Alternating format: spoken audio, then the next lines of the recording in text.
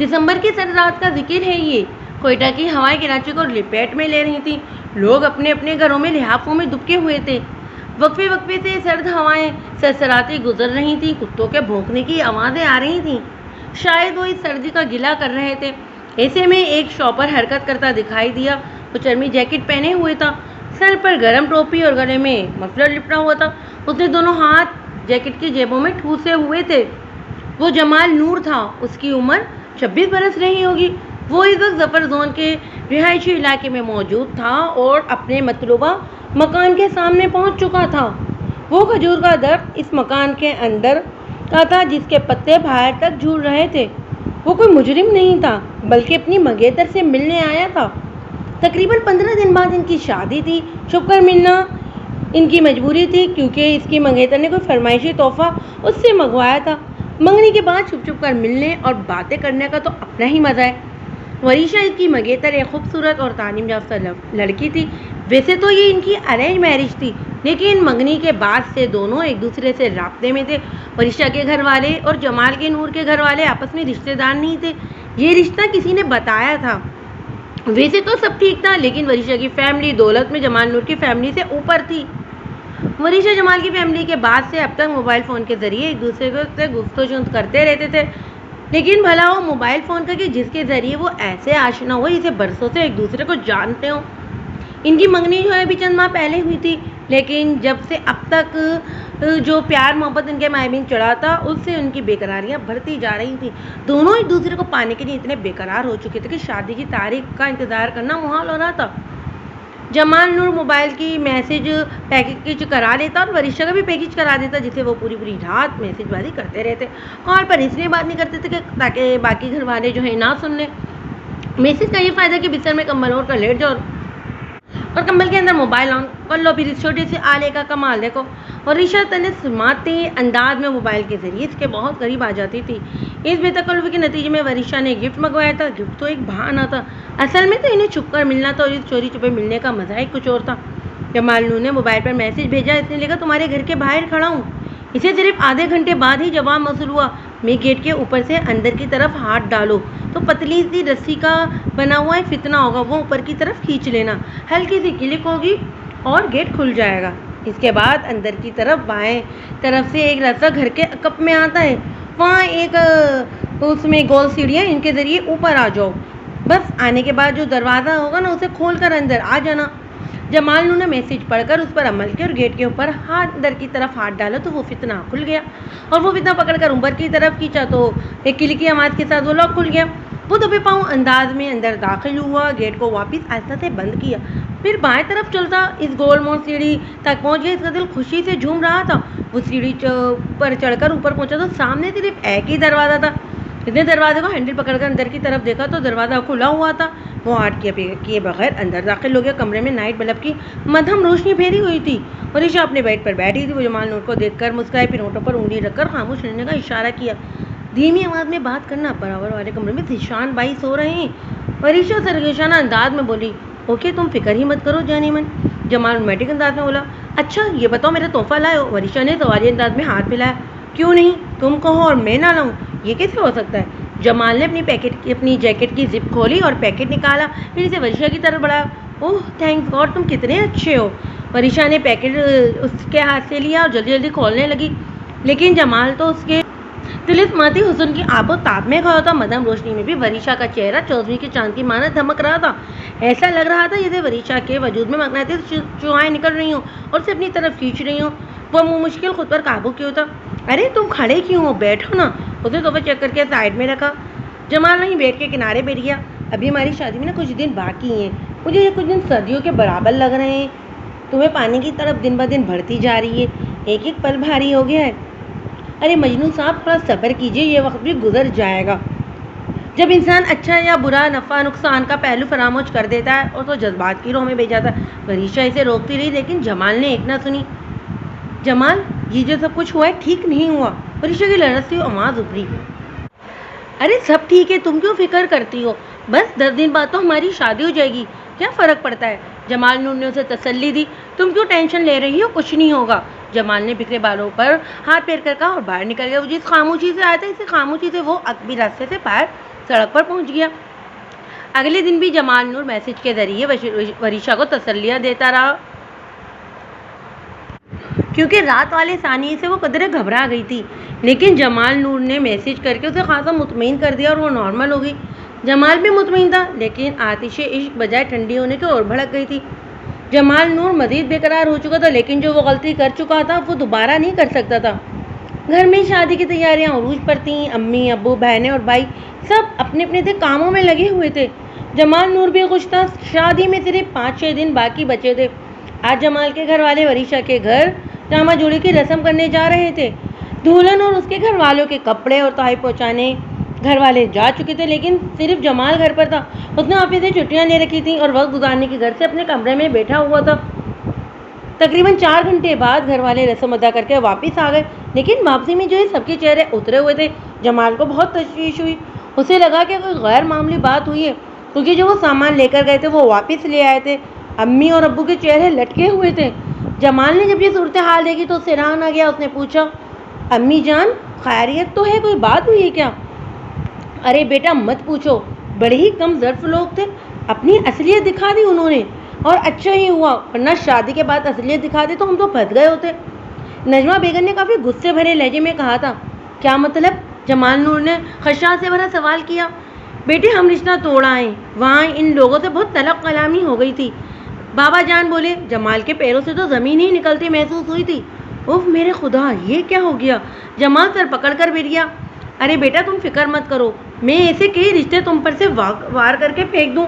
लड़कियों की कमी थोड़ी है, मेरा बेटा लाखों में एक है। लड़कियों की लाइन लगा दूंगी, और वो कल मुझे रुकैया जिसने ये रिश्ता बताया था तो इसकी तो मैं कल ही जाकर खबर लूँगी। ऐसे खबीस लोगों का रिश्ता बताया था इसने। नजमा बेगम तुर्की पर तुर्की बोली थी। ऐसे कैसे हो गया? ओ माय गॉड, बहुत बुरा हुआ। जमाल अपने बालों को मुट्ठियों से पकड़कर नोचने लगा। तू गम ना कर बच्चे, मैं किसी अच्छे घराने में तेरी शादी इसी धूमधाम से कराऊंगी। वरीशा के घर वाले जल भुन कर रह जाएंगे। नजमा बेगम फिजा में हाथ नीचा कर बोली थी, लेकिन वो नहीं जानती थी कि जमाल को असल फिक्र क्या थी। वो मुसलसल इस रात होने वाली गलती के बारे में सोच रहा था, जिस पर वरीशा भी खदशात का शिकार हो रही थी। लेकिन जमाल उसे तसल्लियां देकर मुतमईन कर रहा था, और आज वही हो गया जो नहीं होना चाहिए था। जमाल खामोशी से अपने कमरे में आकर चुपचाप बैठकर आंखें मूंद कर लेट गया। उसका दिमाग किशमिश का शिकार था। उसके समझ में नहीं आ रहा था कि क्या करे। उसके दिमाग के सामने सिया होले मुंह फाड़े उसे डरा रहे थे। यही हैवले और अंदेशे थे जो वरीशा उसको समझाना चाह रही थी। जमाल अपने आप को कोस रहा था कि काश जो जज्बात की रोह में ना बहता तो ये सब नहीं होता। वरीशा कंवारी नहीं रही थी, और फिर शादी से 5 दिन पहले ये नौनाक वाकया पेश आ गया। अगले दिन जमाल दोपहर तक सोता रहा, क्योंकि वो रात देर तक जागता रहा था। उसने वरीशा को भी कई मैसेज किए, लेकिन वहाँ से कोई रिप्लाई नहीं आया। उसकी तरफ से मुकम्मल खामोशी थी, और ये खामोशी जमाल के लिए किसी अजाब से कम तो न थी। ना जाने उसने वरीशा के हवाले से कितने ख्वाब देखे थे, सब चिकना चूर हो गए थे। झगड़ा भी दोनों पार्टियों के बड़ों में हुआ था। जमाल अकेला कुछ भी नहीं कर सकता था। उसे मजबूरन खामोश बैठना पड़ा था। जमाल के जहन में इससे होने वाली गलती बागुश कर रही थी। इस गलती के हवाले से कोई नया झगड़ा ना खड़ा हो जाए। उसके जहन में यही था कि कहीं हमल ना टेर जाए, वरना लेने के देने पड़ जाएंगे, और अगर ये हकीकत इनके बड़ों के इल्म में आएगी तो बदनामी अलग होगी। वो कहीं मुंह दिखाने के काबिल भी नहीं रहेगी। यही सोचकर जमाल को झुर्री आ गई। वो दोनों हाथों से सर पकड़े बैठा था। इस वक्त इसके मोबाइल की मैसेज टून बजी। उसे चौंक कर स्क्रीन देखी तो कोई मैसेज था। उसे मैसेज खोला तो वरीशा का मैसेज था। लिखा था, जमाल एक बुरी खबर है, मैं माँ बनने वाली हूँ। ये मैसेज पढ़कर जमाल पर बिजलियाँ गिरी थी। उसने लड़ते हाथों से जवाब लिखा, तुम फिक्र नहीं करो, सब ठीक हो जाएगा। अभी मामला ताज़ा, जब इन सबके दिमाग ठंडे होंगे तो मैं सबको मना लूँगा, डोंट वरी। जमाल ने मैसेज तो कर दिया था, लेकिन वो यकीन से नहीं कह सकता था कि वाकई सब ठीक हो जाएगा। फिर वरीशा का मैसेज आया, अगर हम दोनों के बड़ों में सुलह ना हो सकी तो तब क्या होगा? जमाल मैसेज पढ़कर सोच में पड़ गया कि उसका क्या जवाब दे। फिर कुछ सोचकर उसने लिखा, अरे तुम फिक्र मत करो, कुछ नहीं होगा, बस तुम ख्याल रखना कि इस बात का घर वालों को मत बताना, वरना तुम्हारी बहुत बदनामी होगी। मैं कोशिश कर रहा हूँ कि मामला जल्द से जल्द हल कर लूँ। बेशक शादी की तारीख एक आध माह मौखर क्यों ही ना हो जाए। ये मैसेज करके जवाब का इंतज़ार करने लगा। कुछ देर में फिर एक मैसेज आया, ठीक है तुम जैसा कहते हो मैं वैसा ही करूँगी, बस ये सोच लो कि मेरी इज्जत जो है तुम्हारे हाथ में, जो कुछ भी करना सोच समझ कर करना। जमाल ने मैसेज पढ़ा और गहरा सांस लिया। वरिशा आप कदरे मुतमईन थी, उसके मैसेज कोई नहीं आया। गालिबन वो जमाल की बातों से मुतमईन हो चुकी थी। जमाल अपने कमरे से निकलकर जमीला नजमा बेगम के कमरे में पहुंचा। नूर मोहम्मद हाफिज जा चुके थे। इसके वालिद एक सरकारी इदारे में क्लर्क थे। नजमा बेगम अपनी अलमारी के कपड़े दुरुस्त कर रही थी। अम्मी जान, क्या सुलह की कोई सूरत नहीं हो सकती? जमाल ने बड़ा झिझकते हुए पूछा। सवाल ही पैदा नहीं होता। उन्होंने हमारे होते को भी गालियां दे डाली हैं। बस हाथापाई की ही कसर रह गई थी। नजमा बेगम तड़क कर बोली, ऐसा भी क्या इख्तिलाफ कि रिश्ता ही खत्म हो गया? जमाल ने कहा, मैं तो कहती हूँ कि तुम इस लड़की को भूल जाओ, क्योंकि सुलह की कोई जरूरत नहीं। तुम्हारे बाबा जान का भी यही ख्याल है। उन्होंने हमारी पेट भर के बेइज्जती की है। दौलत का गरूर है इन्हें। हम कोई गिरे पड़े तो नहीं कि इनकी बकवास सुनते रहें। नजमा बेगम ने फैसला कुन लहजे में कहा। ये सुनकर तो जमाल का चेहरा लटक गया। वो खामोशी से अपने कमरे में आ गई। उसकी कुछ समझ में नहीं आ रहा था कि अब आगे क्या होगा। वो वरिशा को क्या जवाब देगा? आज जमाल की शादी का दिन था, लेकिन शादी नहीं हो रही थी। वो बहुत अफसरदा था। अगर उनके बड़ों में झगड़ा ना होता तो वो आज दूल्हा बना होता। गुज़िश्ता 2 दिन से वरिशा का भी कोई मैसेज नहीं आया था। वो खुद से वरिशा को छेड़ना नहीं चाह रहा था, क्योंकि उसके पास इस मसले का कोई हल नहीं था। अभी वो इसी सोच में था कि इसके मोबाइल की टून बजी। वो डियर जमाल, मुझे अफसोस के साथ कहना पड़ रहा है कि मेरी दूसरी जगह शादी तय कर दी गई है और आज से ठीक 5 दिन बाद मेरा निकाह है। ये रिश्ता हमारे रिश्तेदार ने बताया और जल्द ये रिश्ता टूटने की वजह से की जा रही है। मेरे घर वाले तुम्हारे घर वालों से बहुत मुतफिर हो चुके हैं। वो जल्दबाजी इसलिए भी कर रहे हैं कि तुम्हारे घर वालों को नीचा दिखा सकें। लेकिन मैं तुमसे पूछती हूँ कि तुम्हारा क्या जवाब है? जमाल मैसेज पढ़कर उलझ गया कि क्या जवाब दे। उससे चलना में सोचा, फिर मैसेज लिखा। मैंने अपने अम्मी और बाबा जान से बात की, लेकिन वो नहीं मान रहे और उनके मुताबिक सुलह की कोई सूरत नहीं। मैं सिर्फ तुम्हारे इस मसले के पेश नज़र तुम्हें परेशान नहीं करना चाहता था, लेकिन अब तुम बता रही हो कि ठीक 5 दिन बाद तुम्हारा निकाह है। अब हम दोनों बुरी तरह फंस चुके हैं। अगर तुम ये शादी चुपचाप कर लेती हो तो तुम्हारा वो मसला हल हो सकता है जिसके लिए तुम परेशान हो। तुम्हारी शादी के बाद तुम्हारे शोहर के खाते में चला जाएगा। इस तरह तुम बदनामी से बच जाओगी। बस एक ही हल नज़र आता है मुझे इस मसले का। जमाल ने मैसेज भेज दिया। 3 मिनट बाद मैसेज का जवाब आया। डियर जमाल, मैंने तुम्हारी मोहब्बत में बहुत बड़े बड़े ख्वाब देखे थे, लेकिन हमारी एक लर्जिश ने हमारे ख्वाब चकनाचूर कर दिए।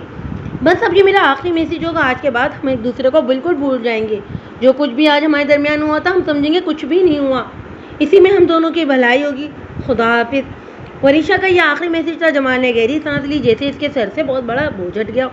इसे सबसे ज़्यादा जिस बात की फिक्र थी, इस मसले का ऑटोमेटिक हल निकल आया था। अब टेंशन वाली कोई बात नहीं थी। जमाल अब खुद को बहुत हल्का फुल्का महसूस कर रहा था।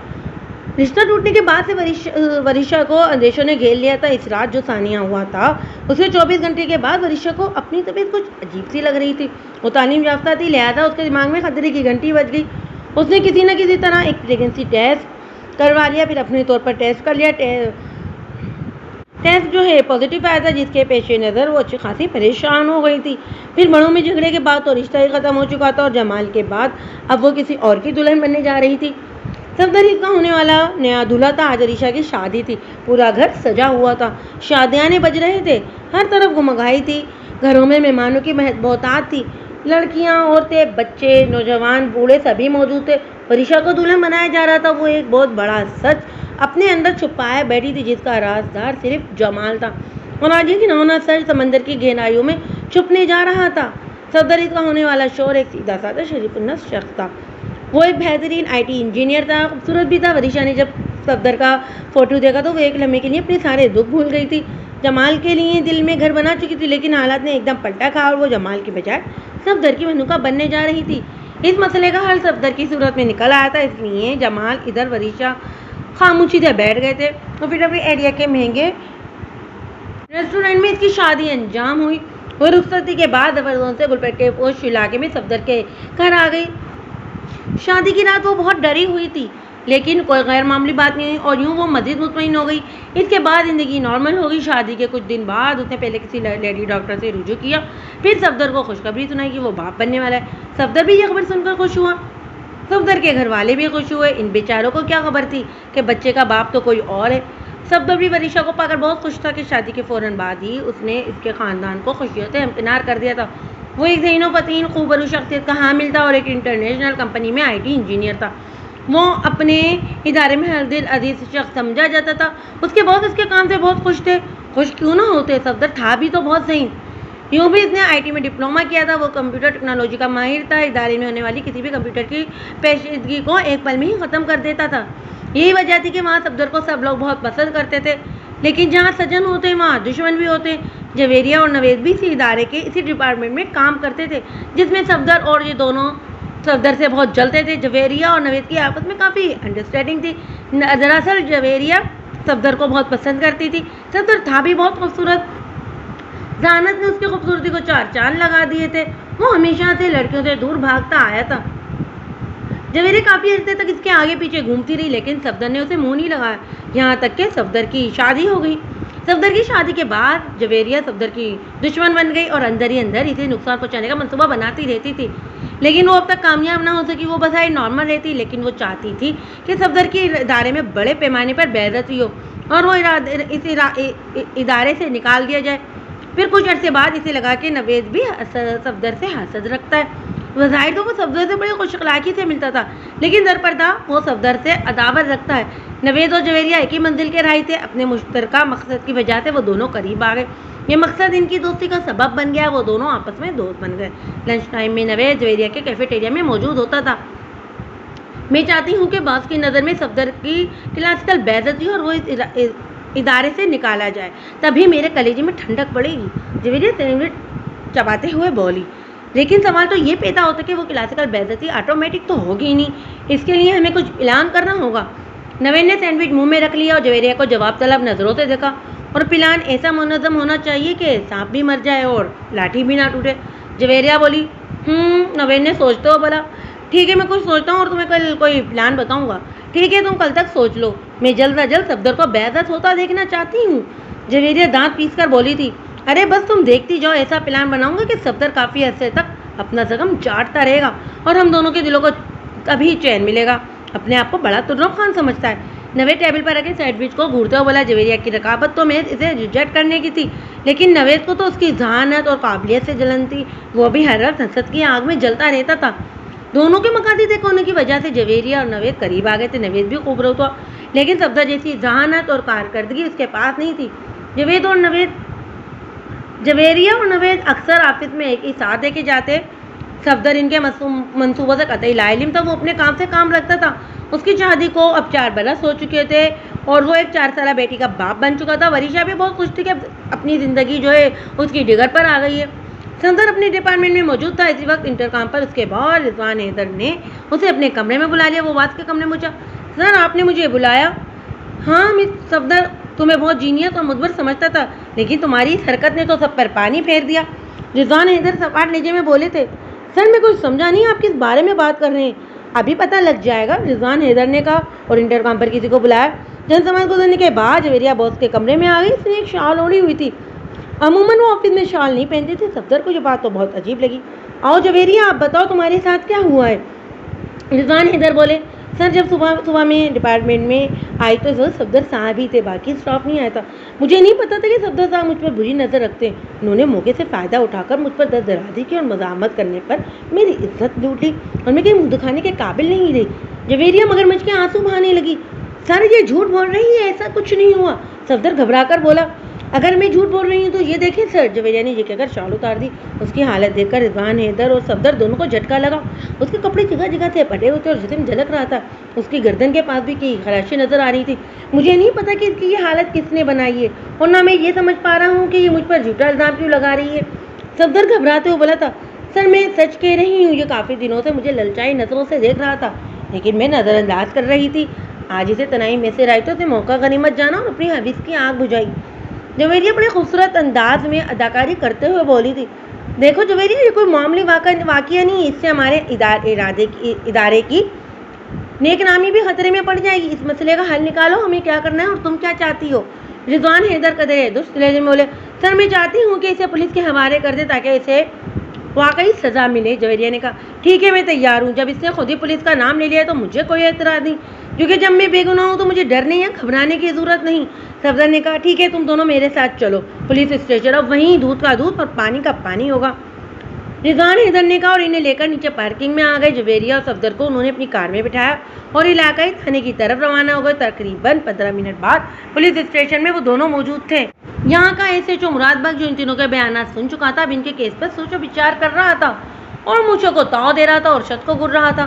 دیکھیں صاحب، یہ معاملہ تھوڑا الجھا ہوا ہے۔ لڑکی کہہ رہی ہے کہ لڑکے نے اس کے ساتھ ریپ کیا اور لڑکا کہہ رہا ہے کہ وہ بے قصور ہے۔